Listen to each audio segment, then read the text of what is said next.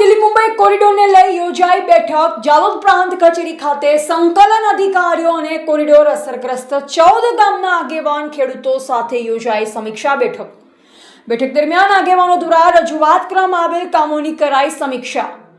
National highway authority પ્રાંત મામલતદાર તાલુકા વિકાસ અધિકારી સહિત અધિકારીઓ અને કર્મચારીઓ સમીક્ષા બેઠકમાં રહ્યા હાજર।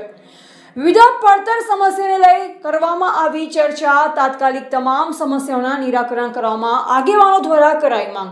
પ્રાંત અધિકારી દ્વારા સંબંધિત અધિકારીઓને કામગીરી જલ્દીથી જલ્દી પૂર્ણ કરવા કરાયા સૂચનો।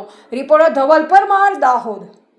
તારીખ 1/6/26 ના રોજ એક્સપ્રેસ હાઈવેના 14 ગામોના પ્રતિનિધિઓ દ્વારા જે આવેદનપત્ર અમને આપવામાં આવેલ, જે આવેદનપત્રમાં સમાવિષ્ટ વિવિધ મુદ્દાઓની ચર્ચા માટે, સમીક્ષા માટે અમે અમારી કક્ષાએ રેગ્યુલર બેઝિસ પર અમે સમીક્ષા બેઠક રાખતા હોઈએ છીએ।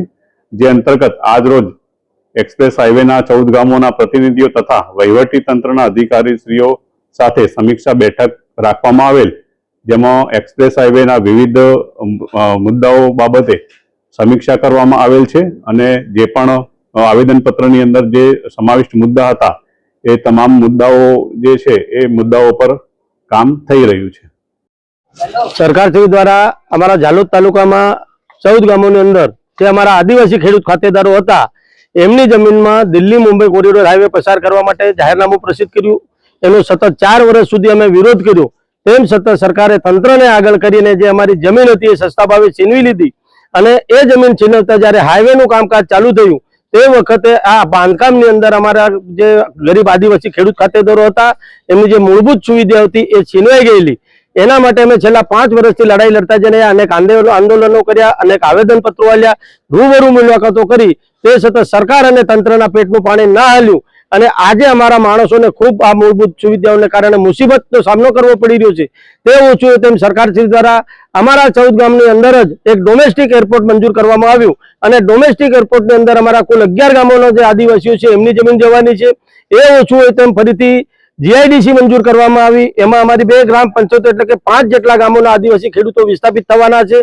તે ઓછું તેમ ફરીથી દહેગામથી લઈને જાલોદના ઠૂટી કંકાસિયા થઈ રાજસ્થાનના કુશલગઢ સુધી એક 4 હાઈવે મંજૂર કરવામાં આવ્યો, તેનો અમે સખત શબ્દોમાં વિરોધ કરીએ છીએ। અને એ બધું ઓછું તેમ અમારા આદિવાસીઓનો ખાતમો કરવા માટે મધ્યપ્રદેશના નીમચથી લઈ રાજસ્થાનના પ્રતાપગઢ થઈ ગુજરાતના દાહોદ અને મધ્યપ્રદેશના અલીરાજપુરથી મહારાષ્ટ્રના નંદુરબાર જિલ્લા સુધી એટલે કે 4 રાજ્યોના 5 જિલ્લામાં થઈ 380 કિલોમીટર લાંબી જે રેલવે લાઈન મંજૂર કરવામાં આવી તેનો પણ અમે સખત વિરોધ કરીએ છીએ। આપના માધ્યમથી અમે સરકારશ્રીને કહેવા માંગીએ છીએ કે અમે આદિવાસીઓ એટલા માલેતુજાર નથી કે આ દિલ્હી બોમ્બે કોરિડોર હાઈવેમાં પોતાના વાહનોથી દિલ્હી કે બોમ્બે અમે જઈ શકવાના નથી।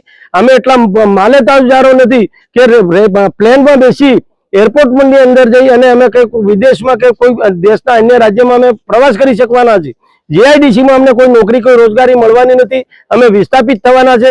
આજે તમે દેખો દાહોદની અંદર જે રેલવેનું મોટામાં મોટું કારખાનું બનાવવા આવ્યું એમાં અમને વચન આપવામાં આવ્યું હતું કે 10,000 આદિવાસીઓને નોકરી આપવામાં આવશે, પરંતુ આજ સુધી એકેય આદિવાસીને નોકરી આપવામાં આવી નથી અને યુપી અને બિહારથી તમામ માણસો લાવીને નોકરીઓ આપવામાં આવી રહી છે। એટલે સરકાર કોઈકના કોઈક ભોગે સસ્તા ભાવે અમારા આદિવાસીઓની જમીન છીનવી લઈ અમારા આદિવાસીઓનો ખાત્મો કરવાનું એક ષડયંત્ર કરી રહી છે। એના માટે આવનાર 15મી ઓગસ્ટ બાદ અમે દાહોદ જિલ્લાના તમામ આદિવાસીઓ ભેગા થઈ અને સરકારશ્રી જે અમારી જમીન છીનવી રહી છે એને આદિવાસી એકતા અને આદિવાસી પાવર શું છે એનું ભાન કરાવવાનું અમે આયોજન